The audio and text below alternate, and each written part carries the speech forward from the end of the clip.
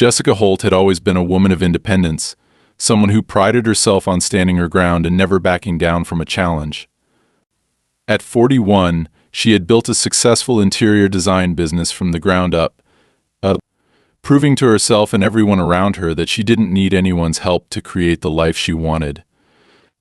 After a difficult divorce that left her both emotionally drained and financially strained, she made the decision to move away from the chaotic city life and settle into a quieter, more refined neighborhood where she could focus on herself and her work without unnecessary distractions.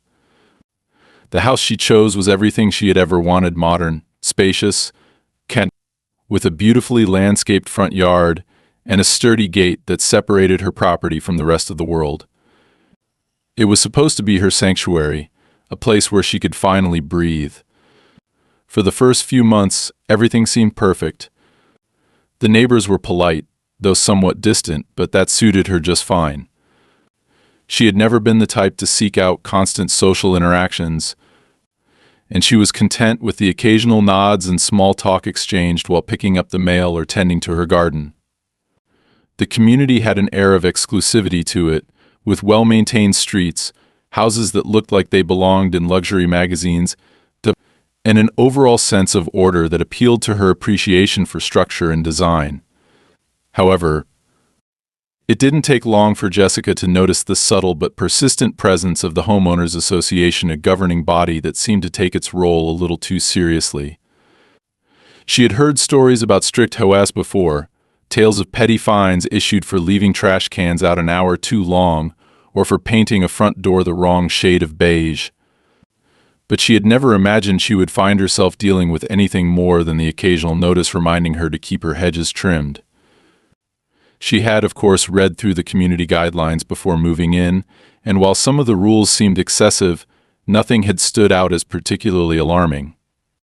She wasn't the type to break rules anyway, so she figured it wouldn't be an issue. That assumption proved to be a mistake. The first sign of trouble came in the form of a letter tucked neatly into her mailbox one morning. The envelope was thick, with embossed lettering at the top that read Community Standards Committee. Jessica opened it casually, expecting some generic neighborhood update, but the moment she started reading, her stomach tightened. Dear MS Holt, it has come to our attention that your front gate does not align with the aesthetic standards outlined in the community architectural guidelines. As a result, a formal request has been made for you to repaint or replace the structure to better fit the visual integrity of the neighborhood. Please submit proof of compliance within 30 days to avoid further action. Failure to comply may result in fines or additional enforcement measures. Jessica frowned as she looked up at her gate, a sturdy black iron structure that had been there long before she moved in. It was in perfect condition, elegant, clean, and far from an eyesore. Confused, she pulled out her phone and searched through the association's online portal to review the community's architectural guidelines. There was nothing in the document that explicitly stated black gates were prohibited. If anything, the vague language about maintaining harmony was subjective at best. Brushing it off as an overzealous enforcement of minor rules, she decided to send an email requesting clarification. A few hours later, she received a response that was as unhelpful as it was condescending.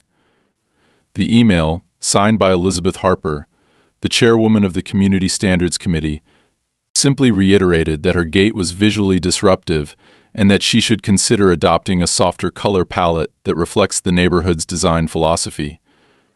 The wording made Jessica's skin crawl. It wasn't a request. It was a demand dressed up in polite language.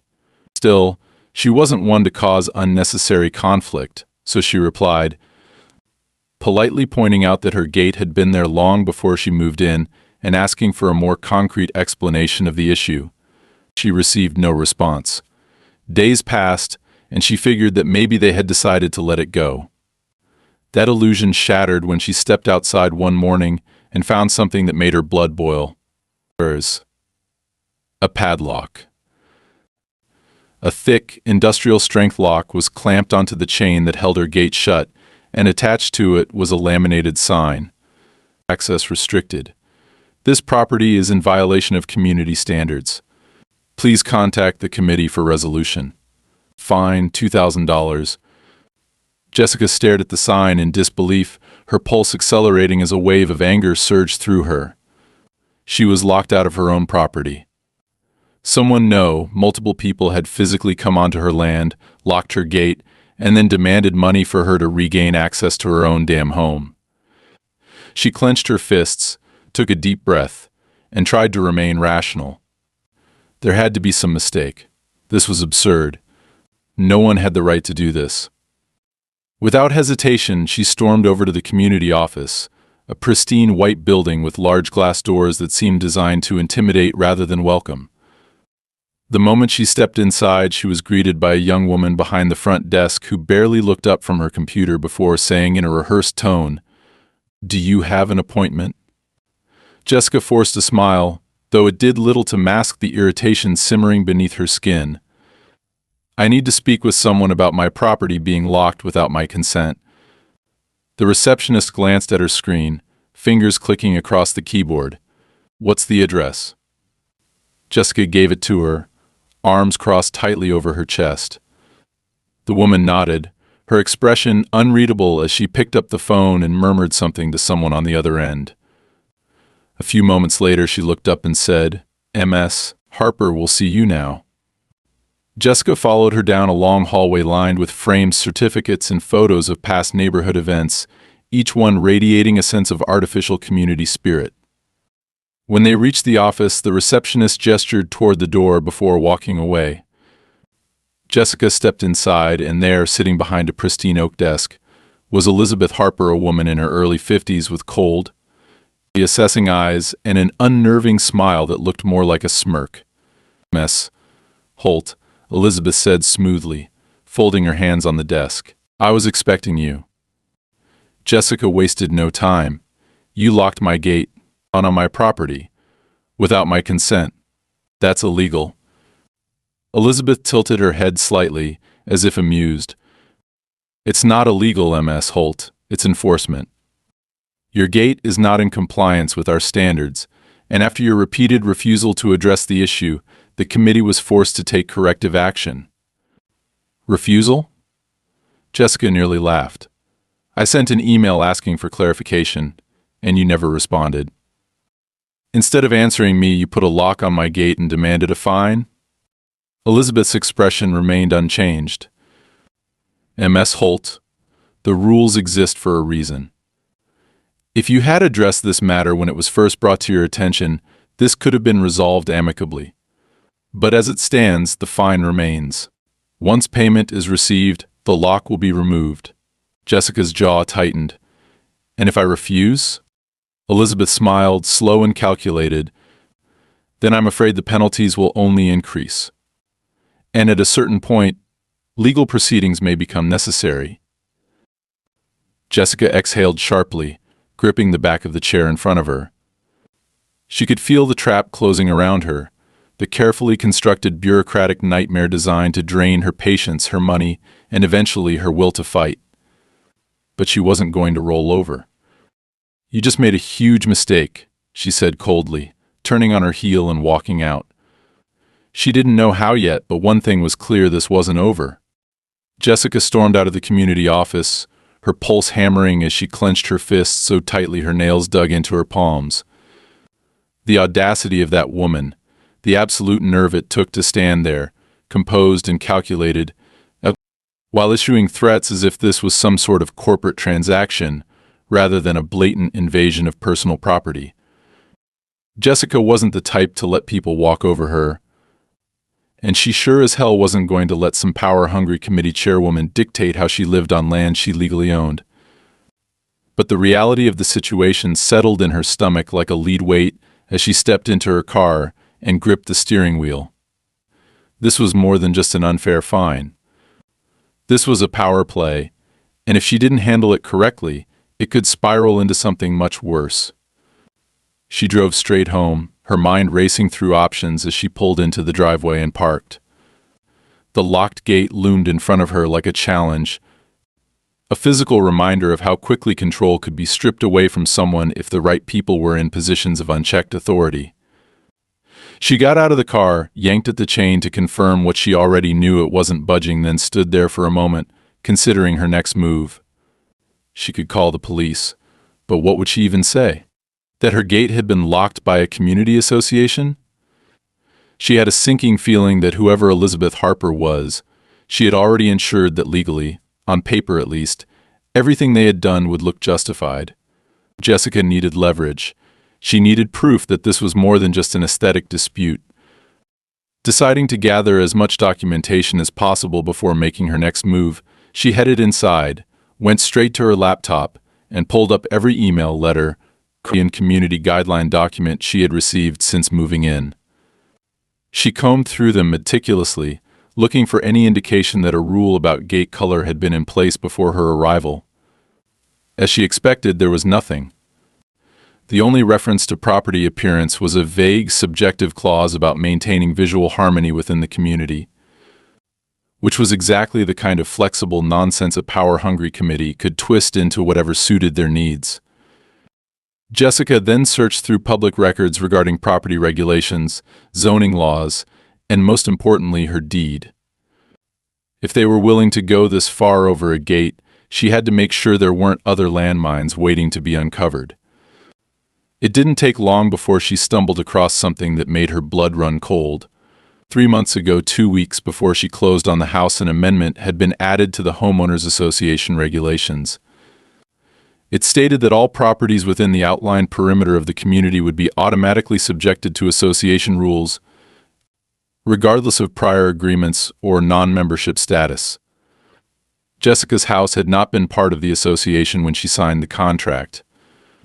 She had specifically chosen this property because it was listed as independent, with no binding obligations to community rules.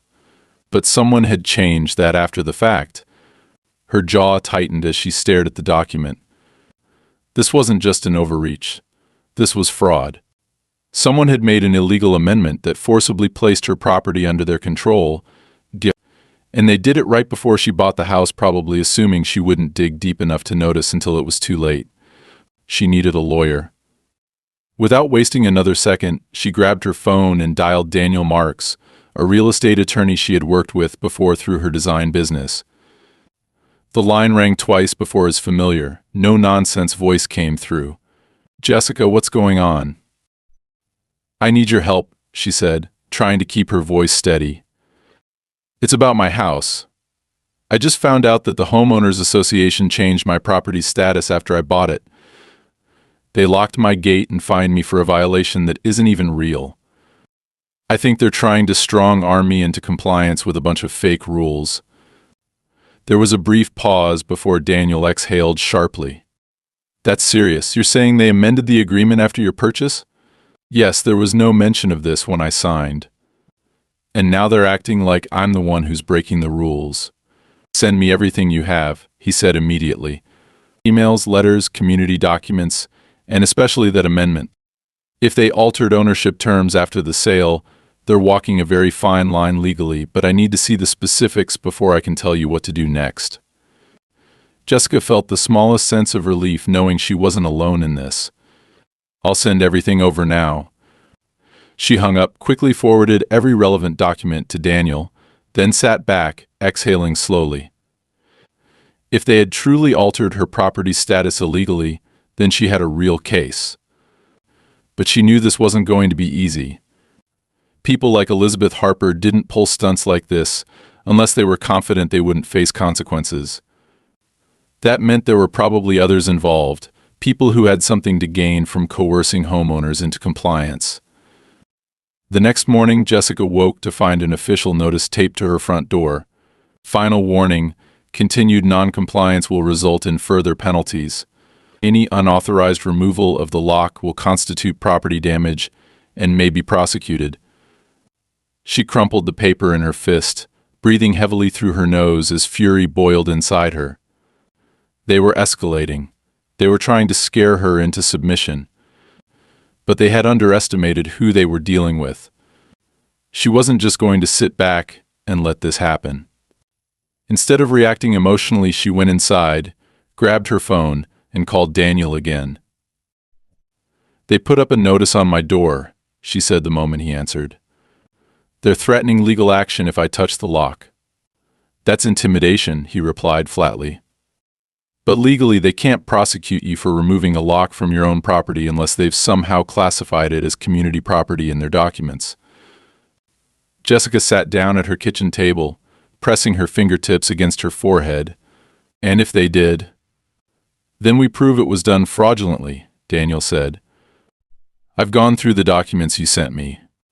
The amendment they added is flimsy at best, but I need to cross-check it with county records. If they didn't register it properly, it's invalid. And even if they did, altering community agreements without direct homeowner consent is legally questionable." Jessica let out a slow breath.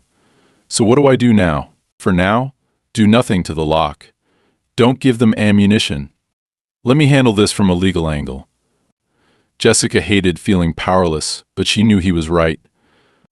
If she went in swinging, they'd twist it against her. But she wouldn't just sit back and wait either. She was going to start digging. And she had a feeling she wasn't the only person in this neighborhood who had been targeted. If they thought she was just another homeowner who would roll over at the first sign of trouble, they were dead wrong. Jessica spent the next several hours sitting at her kitchen table, scrolling through online databases, searching for anything she could find about the community, its governing board, and any prior legal disputes involving property rights. She was convinced that if they had done this to her, then she wasn't the first. The problem was, no one was openly discussing it. The neighborhood's online forum had a carefully curated list of topics, most of them about upcoming community events, landscaping recommendations, and generic homeowner tips. There wasn't a single post about fines, rule disputes, or property conflicts. Either everyone in the neighborhood was perfectly content, or people had been silenced. Neither answer sat well with her. By the time Daniel called her back, she had already started compiling a list of possible ways to fight back, but what he told her next only solidified how deep this went. "I checked the county records," he said, his voice calm but firm, "and I found something interesting. The amendment they added to include your property under the association's jurisdiction, it was filed before your purchase, but it wasn't officially processed until a month after you closed on the house. That's a legal gray area, technically. It means they attempted to alter your status without informing you during the sale, which could be grounds for fraud if we can prove it was done deliberately." Jessica gripped her phone tighter, barely containing her frustration. "So what does that mean for me? Can I fight this in court?" "You can, but the process will be slow. These cases take time, and they're betting that you'll fold before it gets to that point. They want you to get frustrated, to give in and pay the fines because it's easier than fighting. That's how they win." She exhaled, pacing the length of her kitchen. "So what do we do?" "For now, I've sent a formal legal notice disputing the amendment's validity. That will put pressure on them. They'll have to respond with documentation justifying their claim. If they can't, we push forward with a lawsuit, but you need to be prepared for pushback. They aren't going to back down easily." Jessica already knew that. People like Elizabeth Harper didn't take challenges lightly. She wasn't dealing with a simple policy dispute. This was a coordinated effort to strip away homeowner autonomy and consolidate power within the governing board. And if Elizabeth had gone this far, there was no telling what she'd do next. That night, Jessica barely slept. She kept hearing noises outside, subtle but deliberate, the kind that made the hair on the back of her neck stand up. Footsteps on the pavement near her driveway, the sound of something scraping against metal, the faint rustling of bushes. When she finally gave up on sleep and stepped outside at dawn, she found a second notice taped to her front door. Failure to comply with community standards will result in additional penalties. Your refusal to cooperate has been noted. She ripped the paper down, her hands shaking with rage. It wasn't just about the fine anymore. This was intimidation. They were watching her, monitoring her every move, waiting for her to make a mistake so they could pounce. She had no intention of giving them that satisfaction. Determined to find someone who had gone through this before, she decided to take a different approach. Instead of looking for complaints online, she started searching for home sales records. If the association was systematically forcing homeowners out, then there had to be a pattern: people who had sold under suspicious circumstances, properties that had changed hands too quickly, transfers that didn't make sense. It took hours of cross-referencing, but eventually a pattern emerged. Several homes in the neighborhood had been sold within the last 2 years, many of them at prices significantly below market value. What stood out was that most of these sales had been handled by the same real estate agency, one with direct ties to the association. Jessica's stomach turned as she clicked through the profiles of the homes that had been flipped.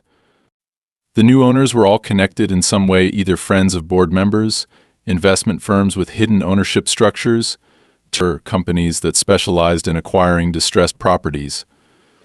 This wasn't just a matter of enforcing rules. They were orchestrating a system to force people out and take control of their properties. Jessica immediately forwarded the information to Daniel, her fingers flying across the keyboard as she typed out an email summarizing what she had found. Within minutes, her phone buzzed with an incoming call. "This is bigger than I thought," Daniel said without preamble. "If these sales were coerced through legal intimidation, then we're dealing with something much more serious than a simple zoning dispute.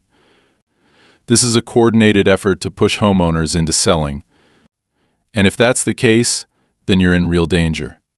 Jessica didn't need to be told twice.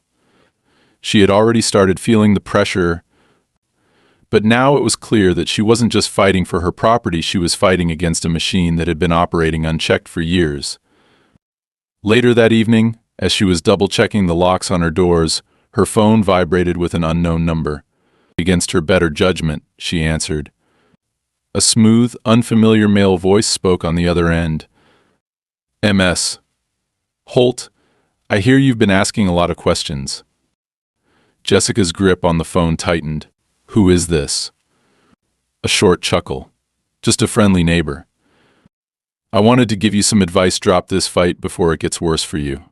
People who dig too deep tend to find themselves in situations they can't handle." Jessica's heart pounded, but she forced herself to stay calm. "Is that a threat?" "Just a warning. Enjoy your evening." The line went dead. Jessica stood there, frozen, the dial tone humming in her ear. They were watching her. They knew what she was doing. And now they were making it clear that she was stepping into dangerous territory. She sat down at her kitchen table, her thoughts racing. She had two choices: back off and hope they left her alone, or push forward and expose whatever was happening in this community. She didn't even hesitate. The next morning, she drove straight to Daniel's office, armed with every document, email, and record she had gathered. If they wanted a fight, they were going to get one. Because she wasn't just going to defend herself anymore. She was going to burn their entire operation to the ground. Jessica sat in Daniel's office, her hands gripping the stack of documents she had printed out the night before. The weight of what she had uncovered pressed down on her like a physical force, but she had no intention of stopping now. Across from her, Daniel flipped through the pages with a focused intensity, his eyes scanning the property records, the questionable home sales, the overlapping connections between the association and the real estate firms that seemed to benefit from homeowners being forced out. After several long moments, he finally set the papers down and exhaled. This is enough to raise serious legal concerns, but proving intent is the hard part. They'll argue that each of these sales was voluntary, that no one was forced to sell, and that every fine, every penalty was within their authority, even if we prove they were aggressive. Intimidation is difficult to quantify in court unless we have hard evidence recordings, emails, written statements from people who were directly affected. Jessica clenched her jaw, already knowing that getting people to talk would be the biggest challenge. Fear was a powerful tool, and the association had been using it effectively. "There has to be someone," she said. "Someone who left because of them and is willing to say why." Daniel nodded but remained cautious. "If we find them, we need to make sure they're willing to go on record. Anonymous complaints won't hold up against an organization like this." They have resources, and they'll fight back hard. We need a case strong enough that when we go public with this, there's no room for them to twist the narrative. Jessica already knew where she needed to start. There was one name on the home sales list that stood out: Michael Turner. He had lived in the neighborhood for over a decade before suddenly selling his home 6 months ago at a price far below market value. She had spoken to him once when she first moved in, a brief but polite conversation where he had warned her in passing about how things worked around here. She hadn't thought much of it at the time, but now in retrospect it felt like a missed opportunity. She left Daniel's office determined to track him down. After some quick searching, she found an address listed under his name, an apartment complex on the other side of town. The downgrade was obvious, going from a spacious home in an affluent community to a modest, aging building that looked more functional than comfortable. It was a clear sign that whatever had forced him out of his home had not been voluntary. She knocked on his door, half expecting him to ignore her. Instead, after a long pause, the door cracked open just enough for her to see his wary expression. He was an older man, maybe late 60s, with sharp eyes that studied her carefully before he finally spoke. "You're the new owner of the house on Sycamore Lane." Jessica nodded. "I am, and I think I'm going through exactly what you went through." For a moment, Michael didn't say anything, but she saw something shift in his eyes. He exhaled heavily, then stepped back and opened the door wider. "You'd better come inside." The apartment was sparsely furnished, everything arranged with the precision of a man used to order and efficiency. She noticed the few personal items on the shelves: old military plaques, framed photos, a collection of books that looked well read. He gestured for her to sit before lowering himself into the chair across from her. "They pushed you, didn't they?" he asked, skipping any pretense of small talk. Jessica nodded. "They locked my gate, fined me, changed my property status after I bought the house. And now that I've started asking questions, I'm getting anonymous phone calls telling me to stop." Michael sighed, rubbing a hand over his face. "They did the same to me, just in a different order. At first it was small things: warnings about my yard, complaints about the way I parked my car, ridiculous fines for things that were never a problem before.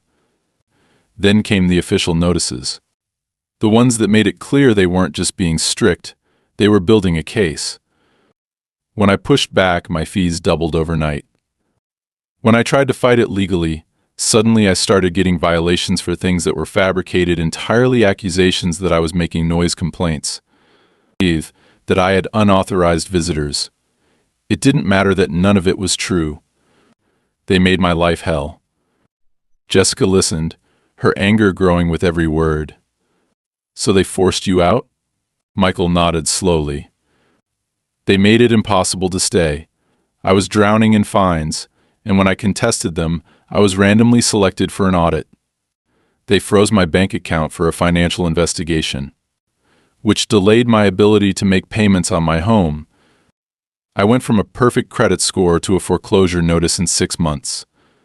Then, just as I was at my breaking point, they made an offer. A real estate firm coincidentally reached out and said they could help me out by buying my home before it went into full legal dispute. I was backed into a corner. I had no choice." Jessica's stomach twisted. It was exactly what she feared: an orchestrated system designed to bleed people dry until they were forced to leave. "You're fighting them," Michael said, studying her carefully. "Yes." His gaze was unreadable. Then he nodded once. "Then you need to be careful. They'll escalate. They always do." Jessica leaned forward. "Would you be willing to testify? To go on record about what they did?" Michael hesitated, his fingers tapping against the armrest of his chair. "I don't know if I have it in me to go through that again." Jessica didn't press. She could see the exhaustion in his eyes, the years of frustration and defeat. But he had already given her something valuable: proof that this was a repeating pattern. If she could find one more person, someone still in the neighborhood, she could build an undeniable case. She left his apartment with a new sense of urgency. If Michael had been forced out, then there were still people inside the neighborhood who were next on the list. She needed to find them before it was too late. That night, she received another call. No caller ID. She debated ignoring it, but answered anyway. A voice, calm and deliberate, spoke on the other end. "You're making a mistake." Jessica's grip on the phone tightened. "Who is this?" "Walk away," the voice continued, ignoring her question. "It's not worth it." She refused to let them hear any hesitation in her voice. "I'm not going anywhere." There was a long pause before the voice spoke again, softer this time, almost like a warning. "Then you should start watching your back." The line went dead. Jessica sat there in the silence, heart pounding but mind clear. They were trying to scare her, trying to make her feel like she was in over her head. But it wasn't working. If anything, it only strengthened her resolve. Because now she knew the truth, and she wasn't backing down. Jessica barely slept that night. Every sound outside her window made her sit up, listening intently for any sign that someone was on her property. The call had been clear. Whoever was behind this was no longer content with quiet intimidation. They wanted her to feel hunted, but fear wasn't an option. She had already come too far, and if they thought she would fold just because someone had whispered threats into a phone, they didn't know her at all. By morning, she had already mapped out her next move. Michael had given her a glimpse of the larger scheme at play, but she needed someone currently in the neighborhood to confirm that the process was still ongoing.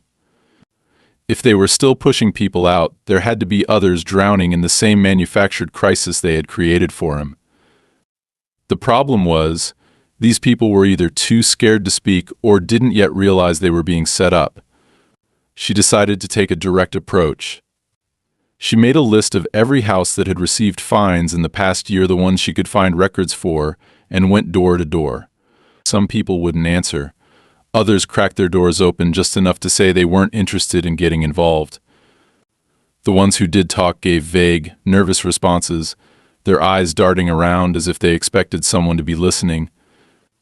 The fear was real. It had settled deep into the bones of this community, strangling any resistance before it could even take form. By the time she reached the last house on her list, Jessica was beginning to wonder if anyone would be willing to stand up against them. But when the door opened, the woman on the other side looked at her with something different in her eyes, exhaustion, but also defiance. "I know why you're here," the woman said. Jessica hesitated for only a second. "Then you know what they're doing to people like us." The woman, Megan Caldwell, mid-40s, sharp features but tired eyes, nodded and stepped aside. Jessica entered, and the moment the door shut, Megan exhaled heavily. "They've been coming after me for months," she admitted. "First it was the unauthorized modifications to my house. Then it was the landscaping. Then suddenly I had fines stacking up for things that didn't even make sense, alleged noise complaints, excessive foot traffic, whatever they could throw at me. I tried to fight back. But every time I disputed something, another violation appeared." Jessica's stomach tightened. "And now?" Megan shook her head. "Now I have a pending review on my property status. They're claiming my home might not meet structural safety standards, and if they determine it's a risk, they can start foreclosure proceedings. It's all bullshit. My house is fine." Jessica already knew what was happening.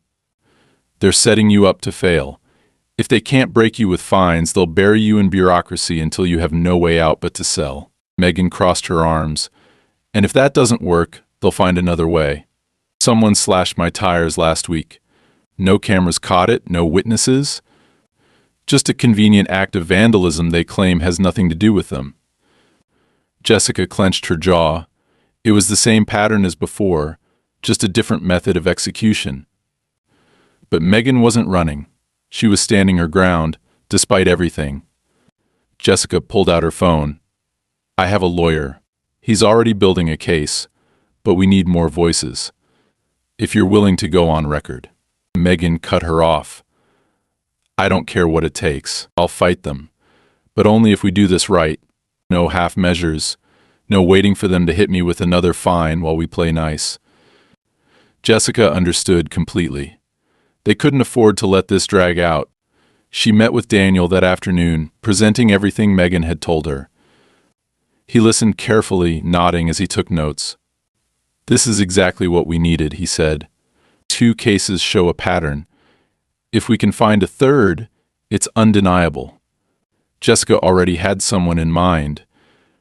She knocked on Michael's door again that evening, fully expecting him to tell her he wanted nothing to do with it. Instead, when he saw her standing there, something in his expression shifted. "You found someone," he said. Jessica nodded. "Megan Caldwell. They're trying to force her out the same way they did to you." Michael sighed, rubbing the back of his neck.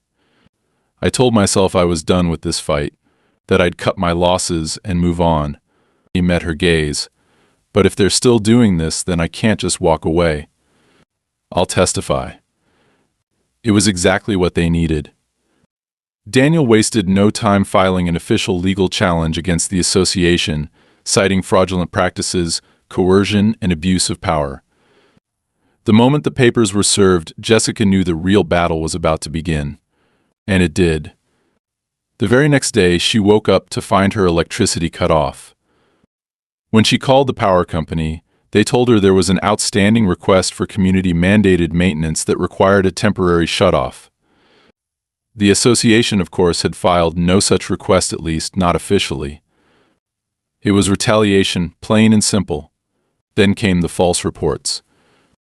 A local official showed up at her door with a serious expression, stating that they had received an anonymous tip about unpermitted structural work being done on her property.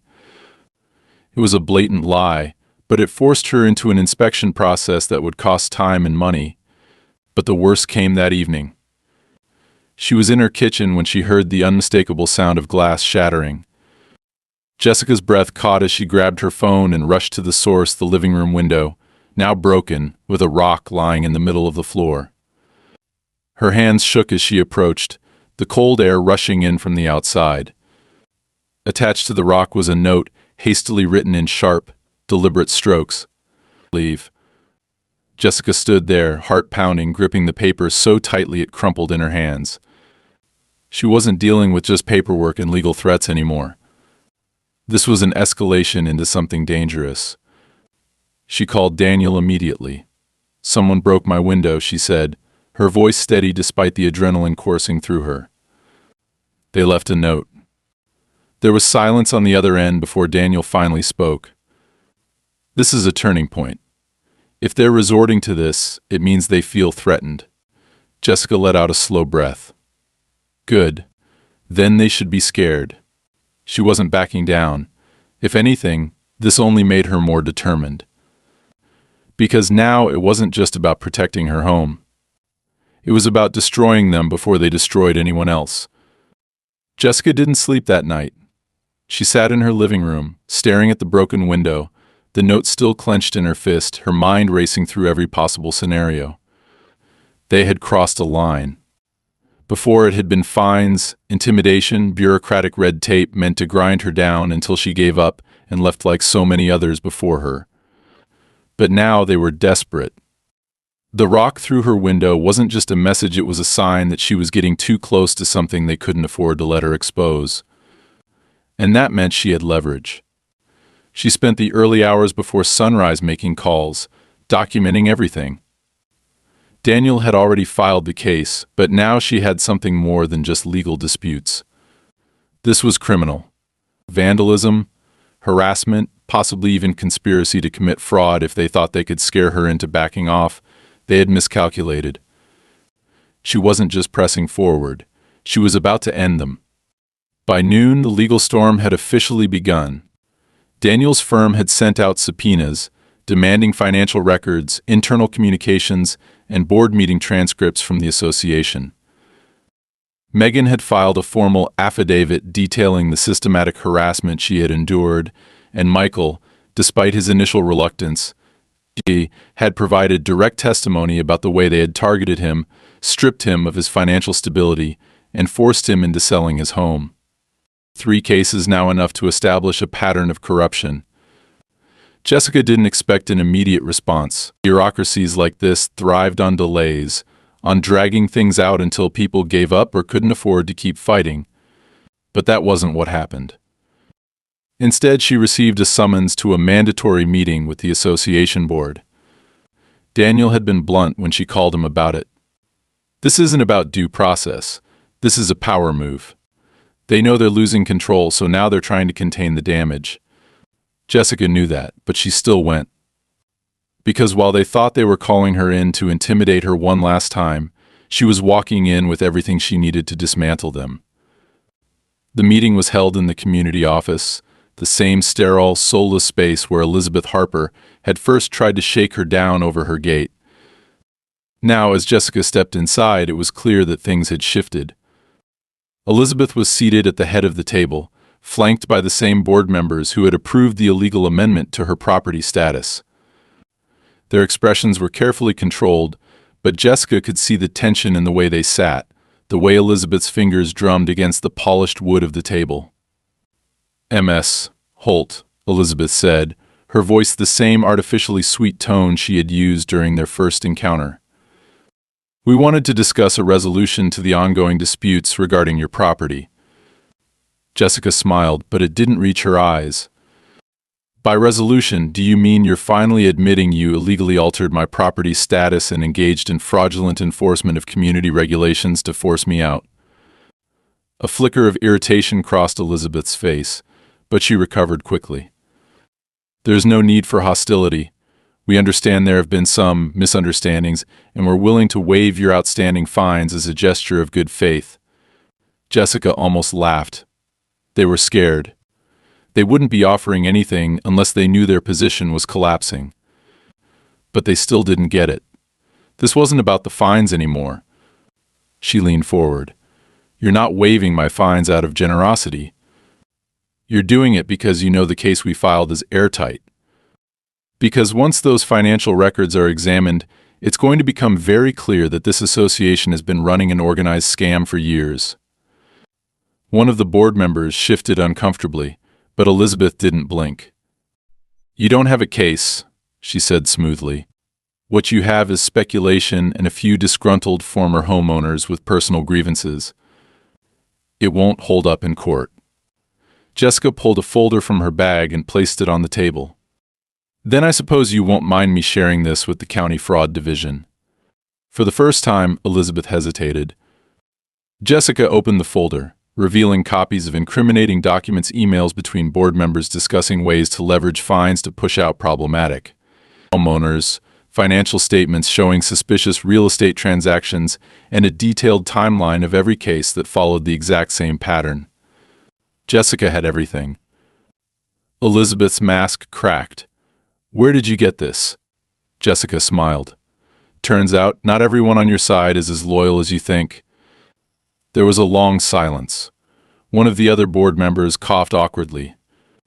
Another shifted in his seat, refusing to make eye contact. Someone had flipped. Maybe it was a disgruntled former board member. Maybe it was an employee who had gotten cold feet. It didn't matter. The important thing was that Jessica now had enough to tear them apart. Elizabeth exhaled slowly. "What do you want?" Jessica didn't hesitate. "First, you issue a public statement admitting what you've done. Then you resign. All of you. And finally, you return the money you stole from homeowners who were forced into fraudulent fines and illegal sales." A sharp, incredulous laugh escaped Elizabeth's lips. "You can't be serious." Jessica leaned forward. "You can refuse. But then I take this straight to the county. And when that happens, you won't just be dealing with a lawsuit. You'll be dealing with criminal charges. Fraud, embezzlement, maybe even racketeering, depending on how deep this goes." Elizabeth's confidence wavered. She looked at the documents again, then at the other board members. One of them was already pale, sweat forming at his brow. Another shook his head slightly, as if to say, "This isn't worth it." Jessica let the silence stretch. She could see it happening the moment they realized they had lost. Finally, Elizabeth's jaw tightened, but she nodded once. "We'll discuss the terms." Jessica stood, grabbing the folder. "Do that, but don't take too long. I'd hate for this to go public before you've had a chance to make the right decision." And with that, she walked out, leaving them sitting there, scrambling to figure out how to clean up a mess they could no longer contain. She had won. But she wasn't finished yet, because winning wasn't enough. She was going to make sure they never did this to anyone again. Jessica walked out of that boardroom knowing she had delivered a blow they would never recover from. She had spent weeks fighting a battle she never wanted, one that had escalated far beyond a simple dispute over property rights. What had started with a padlock on her gate had revealed something far more insidious, a carefully constructed system of financial manipulation, intimidation, and fraud designed to strip homeowners of their properties and funnel them into the hands of a select few. But now it was over. She had given them a choice: resign, return what they had stolen, and admit their crimes or face a storm they wouldn't survive. The moment she walked out of that office, she knew which path they would take. It didn't take long for the fallout to begin. Less than 24 hours later, an official statement was posted on the association's website. It was carefully worded, designed to sound like an internal restructuring rather than a forced resignation, but the truth was clear. Elizabeth Harper had stepped down. Several board members followed, each releasing short, meaningless statements about wanting to pursue other opportunities or focus on personal matters. It was damage control at its most obvious, but it didn't matter. The entire foundation of their power was crumbling, and Jessica had been the one to set the collapse in motion. The real victory came 2 weeks later, when the county formally launched an investigation into financial misconduct within the association. Daniel had wasted no time filing a separate civil case on behalf of Michael, Megan, and several other former homeowners who had come forward after the resignations began. It turned out once the fear was gone, people were willing to talk. More and more residents started sharing their stories, each one confirming the same pattern of harassment, manufactured violations, and suspicious real estate transactions that had ultimately led them to lose their homes. Jessica attended the first court hearing, sitting next to Daniel as the judge listened to the arguments. The association's newly appointed legal team, hired in a desperate attempt to contain the damage, tried to argue that any past transactions had been voluntary, that there was no evidence of coercion or illegal activity. But that defense didn't last long, because then the evidence came out. Internal emails, financial records, direct links between the board and the real estate firms that had profited from the forced sales. It was all laid out in painful detail: the fake fines, the manipulated violations, the targeted pressure campaigns designed to financially strangle homeowners until they had no choice but to sell. The courtroom was silent as one document after another was displayed, as each damning piece of information painted the same undeniable picture. This wasn't just bad policy. It was a criminal enterprise. By the time the hearing ended, several board members had been officially charged with fraud. Others were facing civil suits that would drain whatever wealth they had amassed through their scheme. Elizabeth Harper, despite all her careful planning and calculated manipulation, was now a defendant in a case that could put her in prison. It was everything Jessica had hoped for, but it still wasn't enough. She had won, but winning meant more than just exposing the corruption. It meant making sure it could never happen again. In the weeks that followed, Jessica, Megan, and several other homeowners pushed for a complete overhaul of the association's structure. With the previous board disgraced and removed, a new leadership was needed. But this time it wouldn't be a closed system controlled by a handful of power-hungry individuals. Jessica and Megan both ran for positions on the newly restructured board, not because they wanted power, but because they had seen firsthand what happened when the wrong people controlled something that affected so many lives. They weren't alone. Other homeowners who had been wrong stepped up, determined to build something better, something that worked for the people who lived there, not against them. The election was swift. Jessica was voted in as the new community chairperson, Megan took over financial oversight, and Michael, who had finally started to believe in fighting back, was appointed as a community advocate, ensuring no homeowner would ever be manipulated the way he had been. And just like that, the system changed. Gone were the opaque rules designed to trap people in fines they couldn't fight. Gone was the unchecked authority that allowed a handful of people to dictate what homeowners could or couldn't do with their own properties. The new regulations were built on transparency, fairness, and accountability. The days of people living in fear of their own community management were over. The last remaining piece of unfinished business was her home. The lock that had started it all had been removed long ago, but for Jessica, it had become a symbol of everything they had tried to take from her. One evening she stood at her front gate, staring at where the heavy chain had once hung, remembering how powerless she had felt the day she discovered it there. That was the moment they had tried to break her. The moment they had assumed she would fold, just like so many others before her. But she hadn't.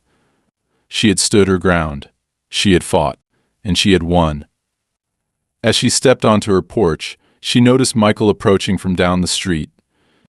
He looked more at peace than she had ever seen him, a man who had spent years carrying the weight of his own battle, finally able to set it down.